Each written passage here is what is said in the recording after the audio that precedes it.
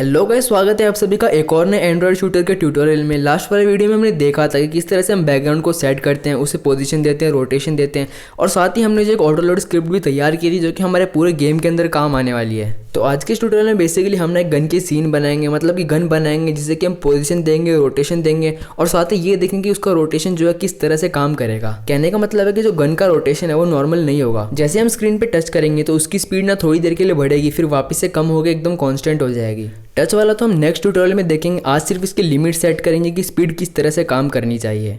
तो सबसे पहले हम यहाँ पे जो एक गन की सीन बनाएंगे। अब यहाँ पे जो गन की सीन बनेगी उसका मेन नोड ना यहाँ पे मैं रिजिड बॉडी 2D को लूँगा, बिकॉज उसके अंदर कई प्रॉपर्टीज होती है जो कि हमें यहाँ पे डायरेक्ट मतलब काम आएंगी, डायरेक्ट उसे मोशन देने में काम आएंगी। वैसे आपको आगे पता चल जाएगा कि मैं रिजिड बॉडी 2D ही क्यों ले रहा हूँ। यहाँ पे जो इस रिजिड बॉडी 2D के साथ मैं यहाँ पे कोलिजन शेप को ऐड नहीं करूँगा, बिकॉज वो हमारे किसी काम का नहीं है। क्योंकि जो पूरा गेम हम बनाने वाले हैं इसमें गन का किसी भी चीज़ के साथ कोलिजन नहीं होगा। अगर आपको नहीं पता कि रिजिड बॉडी 2D ये सब क्या होता है तो आप मुझे कमेंट कर सकते हो, मैं इस पे वीडियो जरूर बनाऊंगा। फिलहाल जो इस रिजिड बॉडी के अंदर एज ए चाइल्ड मैं जो स्प्राइट 2D को ऐड कर रहा हूँ, जो कि हमारी गन की जो इमेज फाइल है वो लेगा। जो गन की फाइल है वो आपको असेट्स वाले फोल्डर के अंदर मिल जाएगी। डायरेक्टली यहाँ पे ड्रैग एंड ड्रॉप कर दो स्प्राइट 2D के टेक्सचर के अंदर। उसके बाद यहाँ पे देखो इस तरह से गन की फाइल आ जाएगी। अब जो इस गन के डायमेंशन है जैसे कि स्केल हो गया, ऑफसेट हो गया, ये सारे जो मैं एक्सपेरिमेंटली टेस्ट करके फिर लेके आया हूँ। तो आप जैसे मैं बता रहा हूँ वैसा का वैसा इसमें डाल दो। स्केल में आप एक्स और वाई में दोनों में 0.32 लगा दो और जो ऑफसेट है उसमें x को तो 100 कर दो और y को 120 कर दो।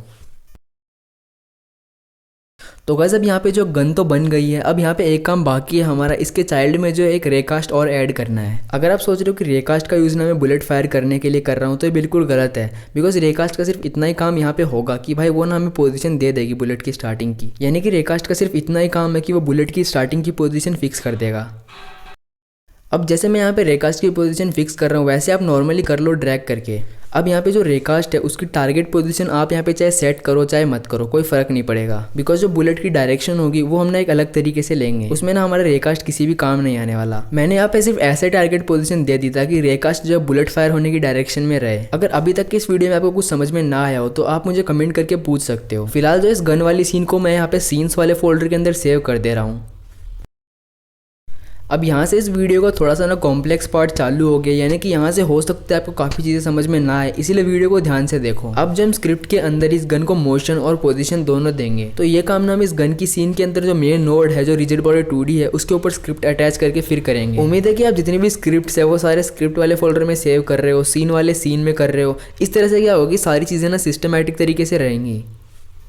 तो सबसे पहले जो गन हमारी घूमेगी उसकी एक ना एंगुलर वेलोसिटी होगी, तो उसके लिए मैं यहाँ पे एक वेरिएबल डिफाइन कर रहा हूँ जिसकी वैल्यू मैं यहाँ पे सेट कर दे रहा हूँ। ये वैल्यू ना मैंने एक्सपेरिमेंटली देखी है ट्राई करके।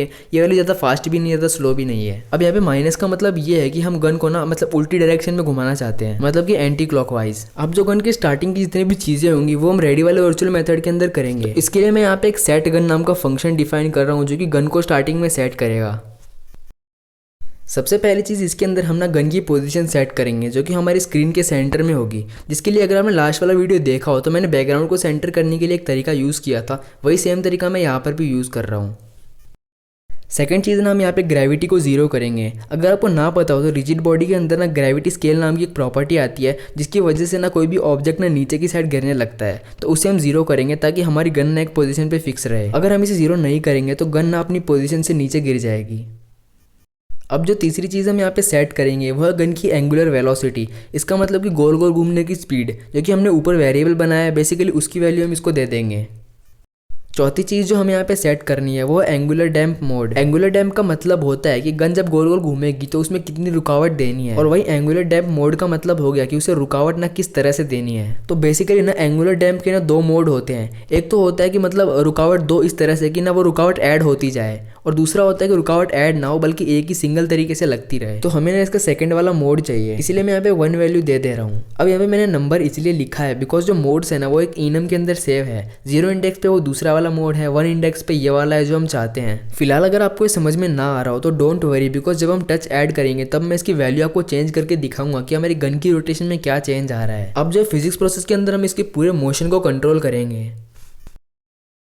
इससे पहले कि इस फंक्शन के अंदर हम कुछ भी लिखे, हम ये चेक करेंगे कि सबसे पहले गेम स्टार्ट हुआ है कि नहीं। तो सबसे पहले यहाँ पे जो हमने मेन सीन तैयार की थी मतलब पिछले ट्यूटोरियल के अंदर, उसके ऊपर जो आपको एक स्क्रिप्ट अटैच करनी है मेन नाम से और फिर उसे सेव कर दो। अब जो यहाँ पे ऑटो लोड वाली स्क्रिप्ट के अंदर आके यहाँ पे एक वेरिएबल डिफाइन करना है गेम स्टार्ट नाम की, जिसकी वैल्यू आपको स्टार्टिंग के अंदर जो फॉल्स देनी है, तो इसकी वैल्यू हम ना ट्रू ना मेन वाली सीन की स्क्रिप्ट के अंदर करेंगे। फिलहाल तो जो हम मेन वाली स्क्रिप्ट के रेडी फंक्शन के अंदर ही गेम स्टार्ट को ट्रू कर देंगे, बट आगे क्या होगा जब हम सारी चीज़ें बना लेंगे, सारी चीज़ें ऐड कर देंगे, तो क्या होगा कि जब सारी चीज़ें ऐड हो जाएंगी उसके बाद हम गेम स्टार्ट को ट्रू करेंगे।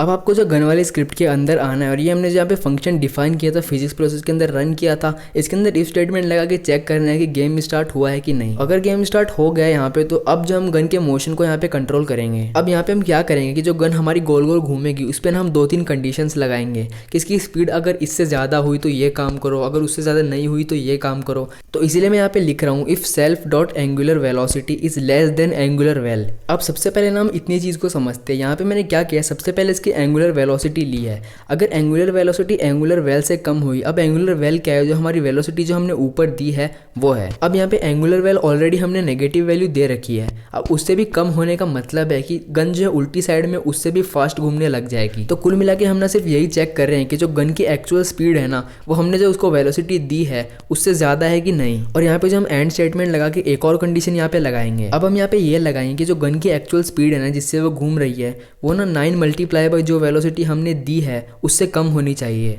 अब यहाँ पे आप सोच रहे होगे कि यार यहाँ पे तो ग्रेटर का साइन लगा हुआ है, हम ये कैसे चेक कर सकते हैं कि इससे कम हो। तो भूलो मत, जो एंगुलर वेल है ना वो नेगेटिव वैल्यू है। अब चलो एक बार फिर से इसे शॉर्ट में समझते हैं कि यहाँ पे मैंने क्या किया है। देखो सबसे पहले जो गन है वो ना एक स्पीड से घूम रही थी, फिर किसी वजह से उसकी स्पीड ना हमने बढ़ा दी, जैसे कि स्क्रीन पे टच करके, जो कि हम अगले ट्यूटोरियल में देखेंगे। अब ये स्टेटमेंट ना 2 चीज़ें चेक करेगा। सबसे पहला है कि जो नॉर्मल स्पीड है ना उतने में गन घूम रही है कि नहीं घूम रही। अगर उससे ज़्यादा में घूम रही होगी, या फिर जो गन की जो मैक्सिमम स्पीड है जो कि हमने 9 मल्टीप्लाई बाय एंगुलर वेल किया है उससे कम होनी चाहिए स्पीड। अगर गन की घूमने की स्पीड इस रेंज के अंदर रही तो हम चाहते हैं कि उसके घूमने में ना थोड़ी रुकावट हो और फिर से ना वो नॉर्मल स्पीड के अंदर आ जाए। अब गन की स्पीड कम करने के लिए रिजिड बॉडी 2D की एक प्रॉपर्टी आती है एंगुलर डैम्प करके, जिसकी वैल्यू मैं यहाँ पे जो 0.7 कर दूंगा। अब 0.7 मैंने जो एक्सपेरिमेंटली ट्राई करके देखा है कि ये सही रहेगा। अब यहाँ पे एक कंडीशन और लगेगी जो कि ये रहेगी कि अगर गन की स्पीड इस रेंज के अंदर ना हुई तो क्या होगा। तो इसलिए मैं यहाँ पे एज लगा के जो एंगुलर डैम्प को 0 वैल्यू दे रहा हूँ, क्योंकि भाई ऑब्वियसली स्पीड अगर ज़्यादा ना हुई तो नॉर्मल स्पीड होगी, और नॉर्मल स्पीड जब होगी तो हम ये नहीं चाहते कि गन की स्पीड ना और कम हो। अब यहाँ पे एक लास्ट कंडीशन और लगेगी जो कि ये चेक करेगी कि जो गन की स्पीड है वो 9 मल्टीप्लाई बाय एंगुलर वेल से ज़्यादा नहीं होनी चाहिए। अगर स्पीड इससे ज़्यादा होने की कोशिश करती है तो उसकी स्पीड ना वही रह जाएगी। अब हो सकता है आप में से कुछ ये सोच रहे हो कि यहाँ पे मैंने लेस देन का साइन क्यों लगाया है, बल्कि हम तो ये चेक करना चाहते हैं कि 9 मल्टीप्लाई बाय एंगुलर वेल से ज़्यादा गन की स्पीड नहीं होनी चाहिए। तो मैं आपको याद दिला दूँ कि जो एंगुलर वेल है वो नेगेटिव वैल्यू है, उससे भी ज़्यादा नेगेटिव होने का मतलब है कि उल्टी डायरेक्शन में उससे भी ज़्यादा तेज़ घूमना। अब भाई ऑब्वियसली जब स्पीड इससे ज़्यादा होने की कोशिश करेगी तो फिर से हम यहाँ पे एंगुलर डैम्प को 0.7 कर देंगे। अगर आपको सब कुछ समझ में आ गया हो तो भाई बहुत बढ़िया बात है। अगर ना भी आया हो तो अगले ट्यूटोरियल के लिए वेट करो, उसके अंदर जो मैं आपको प्रैक्टिकली करके दिखाऊंगा कि भाई कहाँ पे जो हमारी स्पीड किस किस तरह से कंट्रोल हो रही है। क्योंकि जब उसमें हम टच को ऐड करेंगे तो टच करते क्या होगा कि गन की स्पीड ना थोड़ी देर के लिए बढ़ेगी और इस वाले फंक्शन की वजह से ना वो फिर से कम हो जाएगी। तो भाई यहाँ पे वीडियो जो है नॉर्मल वीडियो से ज़्यादा लंबा हो गया, लेकिन मुझे कोई फ़र्क नहीं पड़ता भाई, आपको ना सब कुछ समझ में आना चाहिए। अगर ना आया हो तो भाई आप कमेंट करके पूछ सकते हो, वैसे अगले ट्यूटोरियल में आपको फिर से सब कुछ समझ में आ जाएगा। तो मिलते हैं नेक्स्ट वीडियो में, बाय।